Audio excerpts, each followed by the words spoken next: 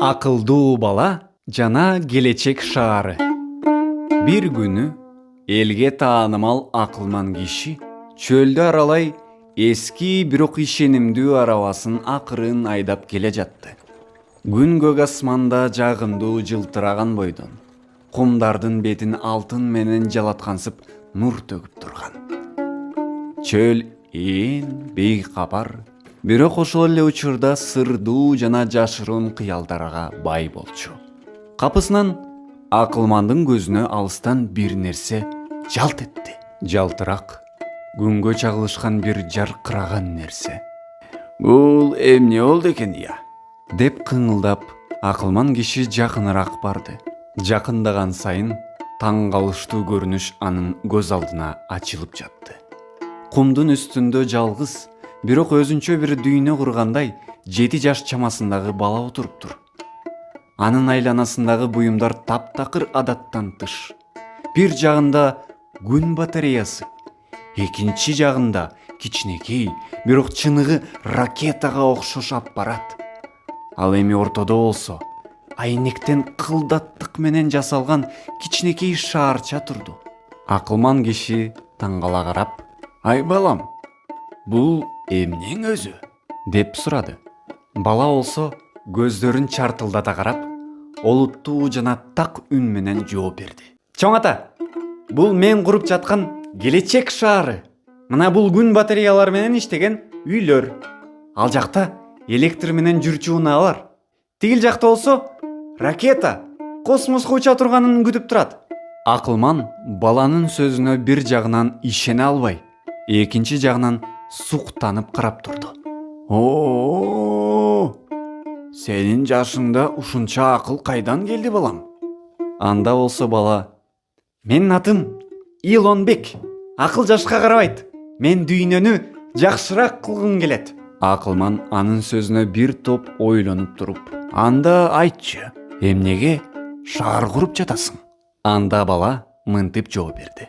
«Мен адамдар ыңгайлуу, таза, жарык жана тынч жашашы үчүн куруп жатам.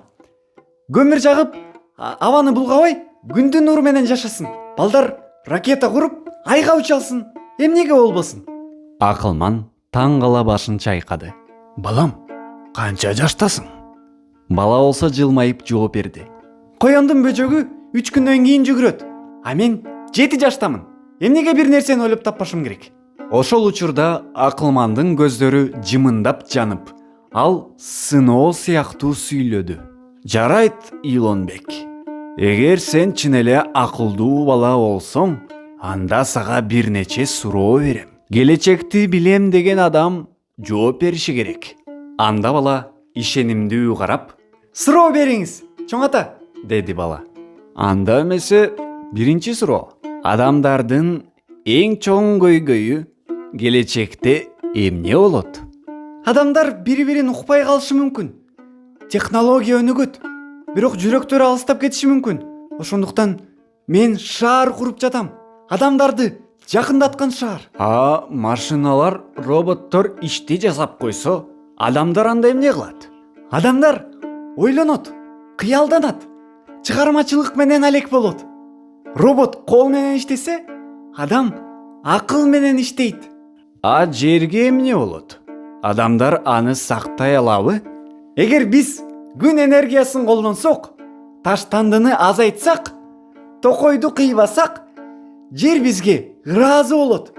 Ал биздин жалгыз үйүбүз». Анда акылман таң калып, «Уулум, сен эмнеден коркосуң?» деп сурады. «Адамдар кыялданууну токтотуп коет деп корком. Кыял, ал жарык. Эгер кыял өчсө, дүйнө караңгы болуп калат». Акылман, «Сенин жаныңда отуруп, мен келечекти көрүп тургандай болдум, уулум». Анда бала мээримдүү жана ишенимдүү үн менен, «Ар бир бала келечек.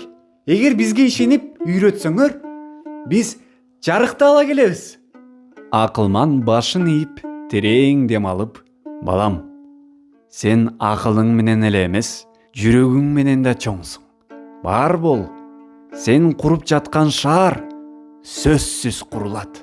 Бирок эң башкысы, сенин жүрөгүңдө ал шаар азыр эле бар.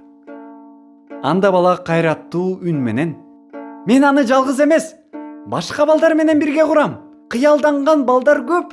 Жөн гана аларды угуш керек." Бул күндөн кийин акылман кайтып келе жатып, ошол куумдуу чөлдө күтүүсүздөн жолуккан бала жөнүндө көп ойлонду. Ал Илонбектин курган Айнек шаарын эстеген сайын жүрөгү жарыктанып, дүйнөнүн келечеги жаркын экенине кайра ишенип жатты. Окуган Тариел Чытырбаев.